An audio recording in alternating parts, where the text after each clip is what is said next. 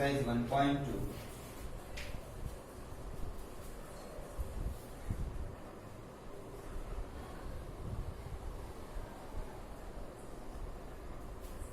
ત્રીજો example,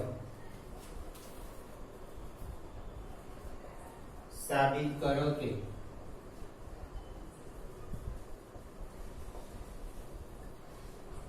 f from R to R fx is equal to integer part of x દ્વારા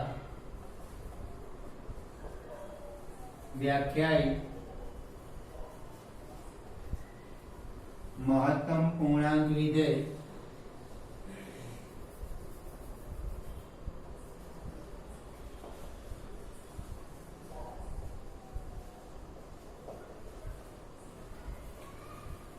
વિધેય 1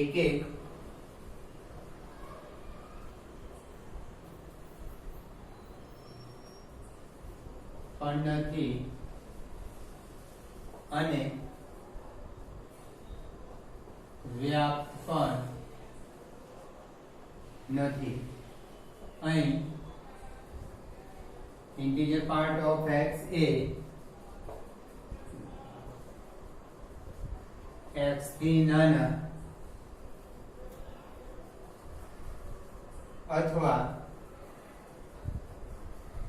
x ને સમાન તમામ પૂર્ણાંકોમાં મહત્તમ પૂર્ણાંક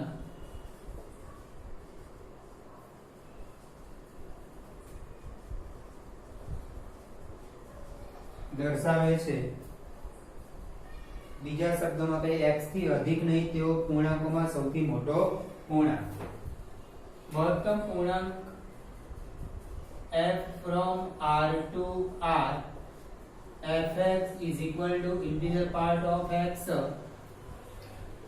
and મહત્તમ પૂર્ણાંક ભાગ વિધેયની વ્યાખ્યા પરથી n less than or equal to x less than n plus 1 જ્યાં n belongs to z. આમાં x બે ક્રમિક પૂર્ણાંકોની વચ્ચે હોય છે. દાખલા તરીકે આપણે x ની કિંમત આ પ્રદેશમાંથી લઈએ f of 1 તો integer part of 1 એટલે પૂર્ણાંક 1 નો પૂર્ણાંક 1 જ આવે. 1.25 is equal to integer part of 1.25. 1.25 કયા બે ક્રમિક પૂર્ણાંકોની વચ્ચે આવે? આના પ્રમાણે તો 1 less than or equal to x less than 2. 1.25 1 અને 2 ની વચ્ચે આવે એટલે આનો મહત્તમ પૂર્ણાંક ભાગ 1 થાય. 1.55 is equal to integer part of 1.55 is equal to 5.55.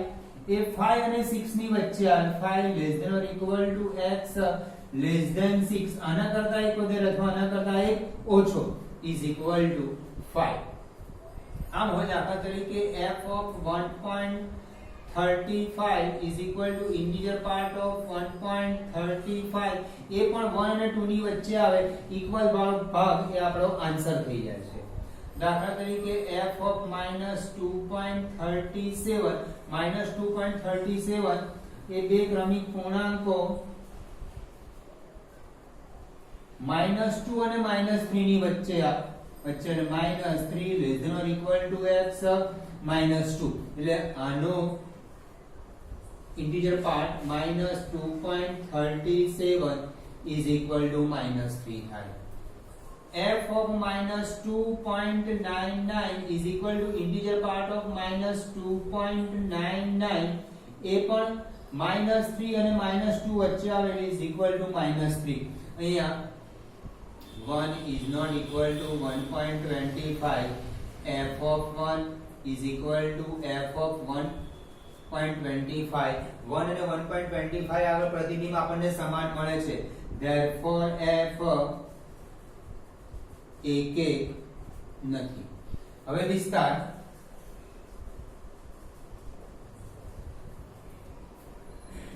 આ જે મહત્તમ પૂર્ણાંક ભાગ વિધેય છે એનો વિસ્તારમાં બધે પૂર્ણાંક સંખ્યાઓ જ આવશે. 0 આવશે, 1 2 3 4 5 -1 -2 -3 એનો વિસ્તાર આવશે z જ્યારે અહીંયા સપ્રદેશ આપ્યો છે આપણને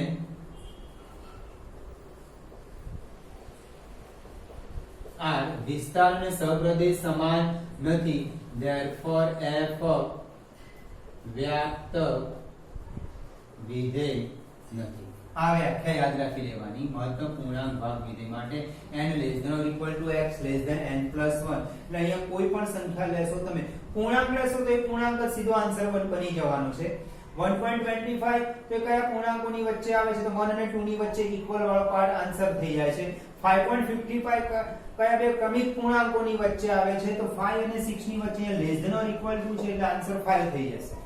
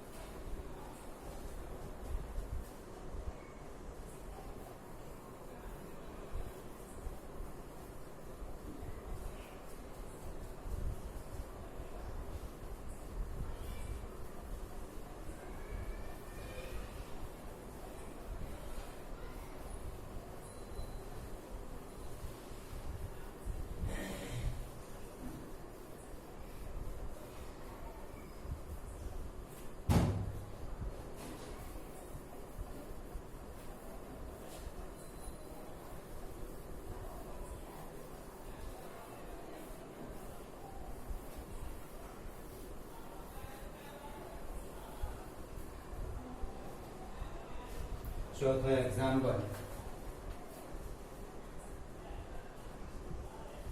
સાબિત કરો કે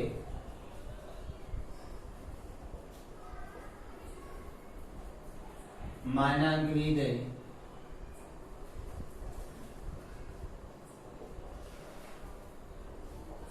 f from r to r fx is equal to mod x દ્વારા વ્યાખ્યાયિત વિધેય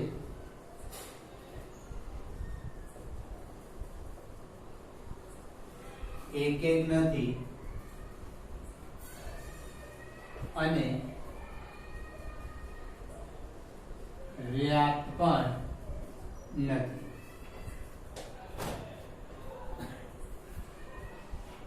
f from r to r fx is equal to mod x f of -1 mod -1 is equal to 1 f of 0 mod 0 is equal to 0 f of 1 is equal to mod 1 is equal to 1 -1 is not equal to 1 એનું પ્રતિબિંબ f of -1 is equal to f of 1 therefore f એક નથી હવે એનો વિસ્તાર આવશે 0 1 2 3 4 -2 લેશો તો mod -2 2 થશે mod -10 લેશો તો 10 થઈ જશે તો વિસ્તાર એનો આવશે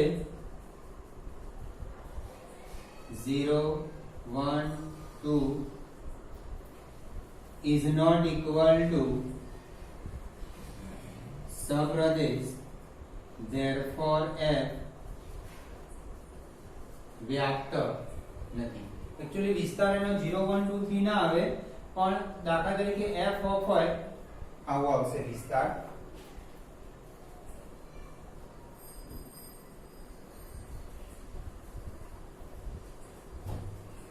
f of -1.2 is equal to mod -1.2 is equal to 1.2 એટલે વિસ્તાર આવશે mod x greater than or equal to 0 that means એનો વિસ્તાર આવશે r plus યોગ 0 is not equal to સપ્રદેશ r sorry એનો વિસ્તાર 0 1 2 3 એવો નહીં આવે પણ એનો વિસ્તાર mod x કાં તો 0 હોય કાં તો પોઝિટિવ હોય એટલે r plus યોગ 0 એનો વિસ્તાર આવશે this is not equal to સપ્રદેશ r therefore f વ્યાપ્ત વિધેય નથી f of -√3 આવો દાખલા તરીકે f of -√3 is equal to mod -√3 is equal to √3 કારણ કે આપણે x પ્રદેશ r આપ્યો છે એટલે તમે x ની કિંમત -√3 પણ લઈ શકો છો.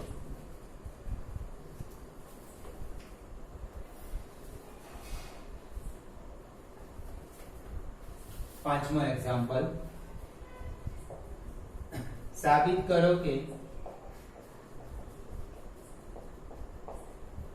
ચિહ્ન વિધેય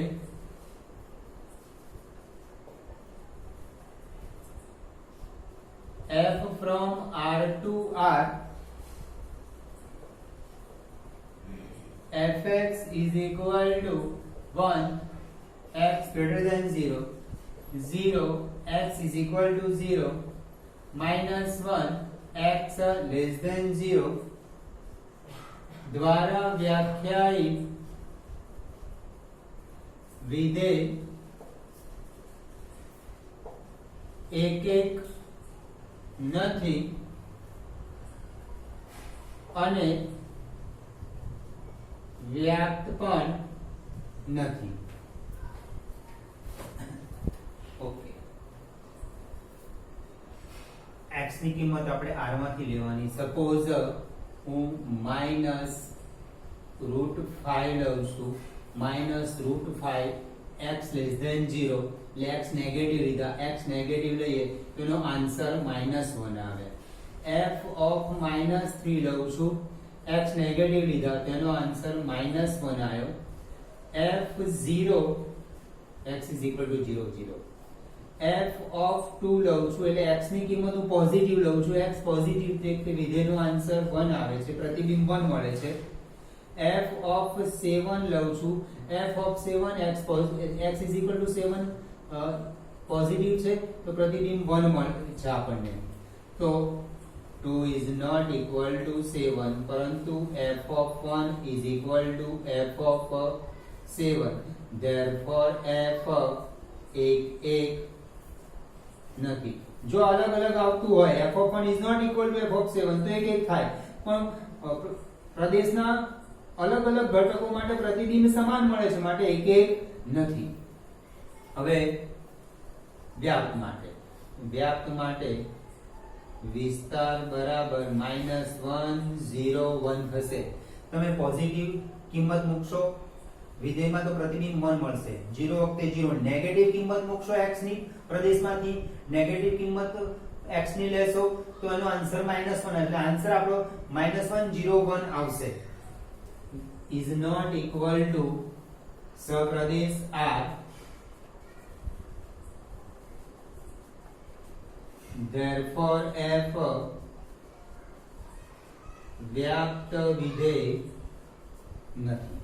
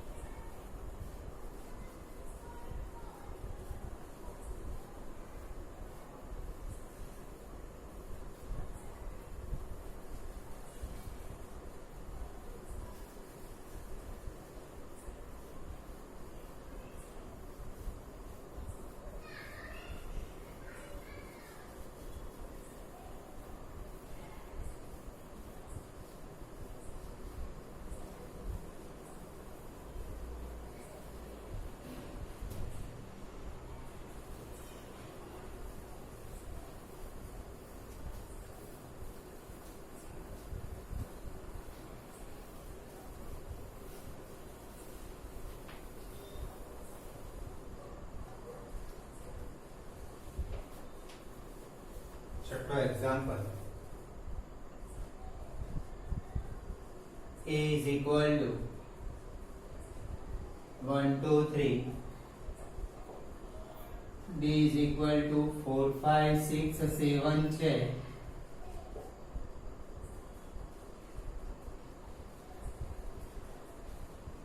અને વિધેય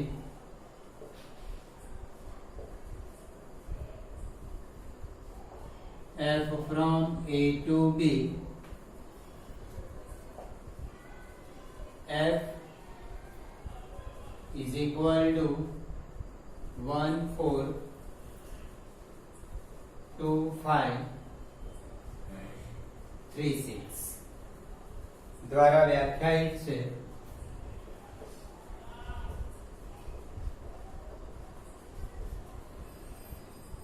સાબિત કરો કે f એક એક છે.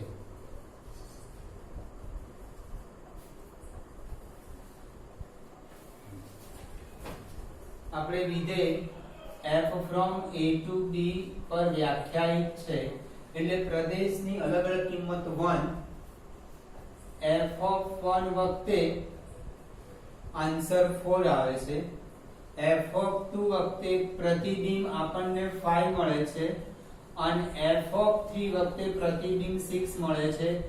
1 is not equal to 2, f of 1 is not equal to f of 2, therefore f એક એક વિધેય છે. પ્રદેશના ભિન્ન ઘટકો માટે પ્રતિબિંબ ભિન્ન મળે છે માટે વિધેય એક એક છે.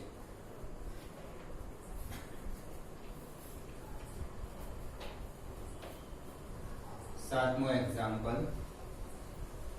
નીચે આપેલા પ્રત્યેક પ્રશ્નમાં આપેલા વિધેય એક એક છે કે નહીં, વ્યાપ્ત છે કે નહીં અથવા એક એક અને વ્યાપ્ત છે કે નહીં તે નક્કી કરો. તમારા જવાબનું સમર્થન કરો. તો પહેલો part, f from r to r, fx is equal to 3 minus 4x. f from r to r, f of minus 3, 3 minus 4 minus 3, 12 plus 3, 15, f of minus 2, 3 minus 4 into minus 2, 11, f of minus 1, 3 minus 4 minus 1, 7, f of 0, 3 minus 4 into 0, 3, f of 1, 3 minus 4 minus 1, f of 2, 3 minus 4 into 2, 8 minus 5. હવે f of root 3 પણ તમે મૂકી શકશો. f of root 3 કારણ કે પ્રદેશ r છે એટલે 3 minus 4 into root 3. Okay. પ્રદેશની ભિન્ન કિંમતો માટે આપણને ભિન્ન પ્રતિબિંબ મળે છે. -3 is not equal to -1, f of -3 is not equal to f of -1, therefore f એક એક છે. આપણે કિંમતો મૂકીને ચકાસીએ. હવે સાબિત કરીએ. For all x1 x2 belongs to R, જવાબનું સમર્થન આપવાનું છે આપણે. belongs to R Pradesh f of x1 is equal to f of x2, વિધેયમાં x ની જગ્યાએ x1 મૂકી દઈએ એટલે 3 4x1, f of x2 એટલે x ની જગ્યાએ x2, 3 4x2, 3 cancel, -4x1 is equal to -4x2, -4 cancel, x1 is equal to f of x1 is equal to f of x2 is implies x1 is equal to x2, therefore f એક એક વિધેય છે. હવે વ્યાપ્ત માટે આપણે એવું check કરીએ છીએ કે વિસ્તાર બરાબર સપ્રદેશ થવો જોઈએ. હવે આપણને મનમાં એવું થાય કે આમાં તો 1 તો આવતા નથી, એવી x ની કઈ કિંમતથી 1 આવે છે, અહીંયા 15 આયા, 11 આયા, 7 આયા, 6 તો આવતા નથી. તો એ 6 પણ આવે છે. જોજો કઈ રીતે. દાખલા તરીકે 3 minus 4x is equal to 6. 3 minus 6 is equal to 4 minus 3 upon 4 is equal to x. તમે x ની આપણે x ની કિંમત પ્રદેશમાંથી લઈએ છીએ, પ્રદેશમાંથી તમે -3/4 અહીં આગળ મૂકશો, x ની જગ્યાએ -3/4 મૂકશો તો આ રીતે f of -3/4, 3 minus 4 minus 3/4, 4 4 cancel, the minus minus plus, 3 plus 3 6 આવી ગયો. હવે સર √3 આન્સર ક્યાં આવે છે? અહીંયા ઘણી બધી કિંમતો મૂકી પણ પ્રતિબિંબ √3 મળતું જ નથી. x ની ભિન્ન કિંમતો આપણે પ્રદેશમાંથી લઈએ છે પણ આપણે પ્રતિબિંબ √3 મળતું નથી. હવે √3 મેળવવું હોય આપણે તો 3 minus 4x is equal to √3 મળે છે. હવે x ની કિંમત શોધી કાઢો. 3 minus √3 is equal to 4x. 3 minus √3 upon 4 is equal to x. હવે જો તમે x ની કિંમત 3 minus √3 upon 4 મૂકી શકો, કારણ કે 3 minus √3 upon 4 belongs to r થયું, પ્રદેશ આપણે r છે એટલે આ કિંમત x ની તમે લઈ શકો. હવે જો આ x ની કિંમત તમે લેશો તો પ્રતિબિંબ તમને √3 મળશે. એટલે x ની ભિન્ન કિંમતો માટે જે વિસ્તાર મળે છે, વિસ્તાર બરાબર સહપ્રદેશ થવાનો જ છે. અહીં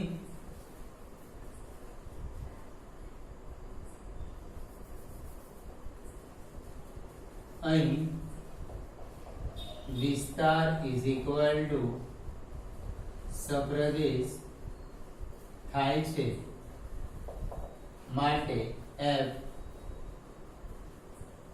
વ્યાપ્ત વિધેય છે.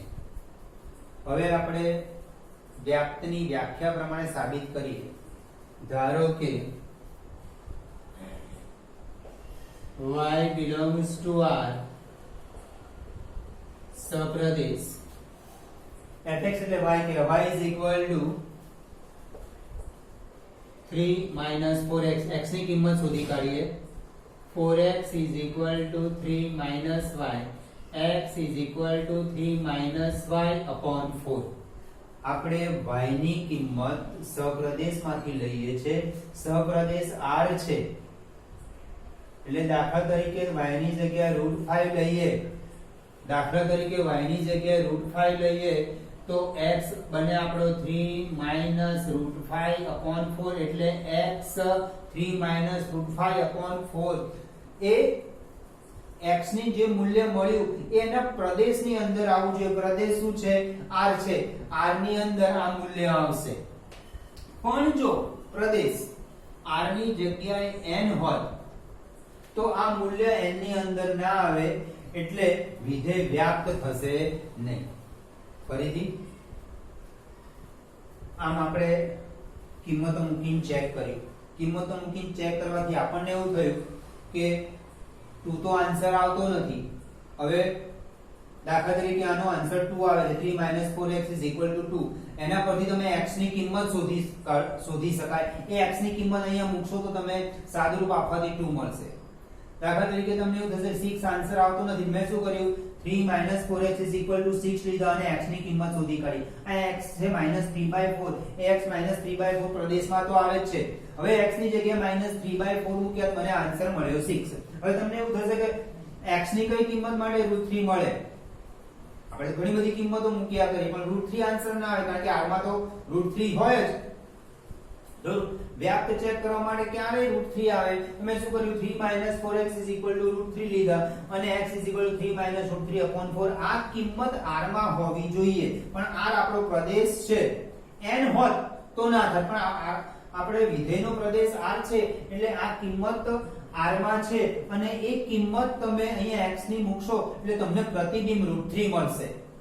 એટલે વિધેય વ્યાપ્ત છે. એટલે અહીંયા આગળ વિસ્તાર બરાબર સપ્રદેશ થશે. ઓકે. હવે અહીંયા આપણે x ની કિંમત જે મળી x is equal to 3 minus y upon 4. y આપણે y belongs to r સપ્રદેશમાંથી લેવાના છે. દાખલા તરીકે મેં સપ્રદેશમાંથી √5 લીધા એટલે મારી સંખ્યા બની 3 minus √5 upon 4. x નું મૂલ્ય આ x પાછા અહીંયા r માં હોવા જોઈએ.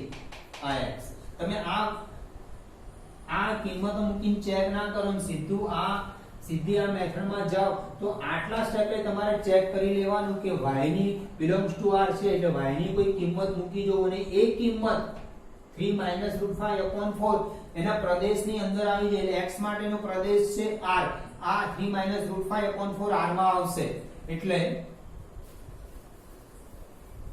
પ્રત્યેક for all y belongs to r ને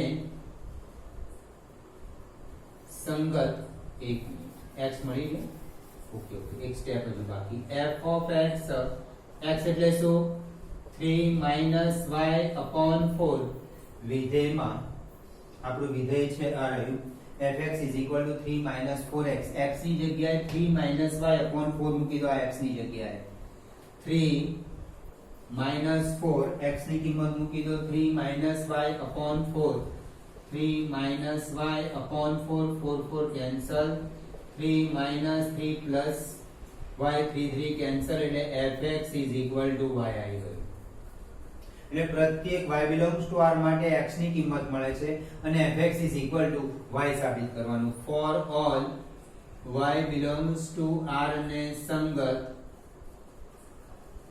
કોઈક x belongs to r પ્રદેશ એવો મળે કે જેથી f of x = y થાય therefore f વ્યાપ્ત વિધેય છે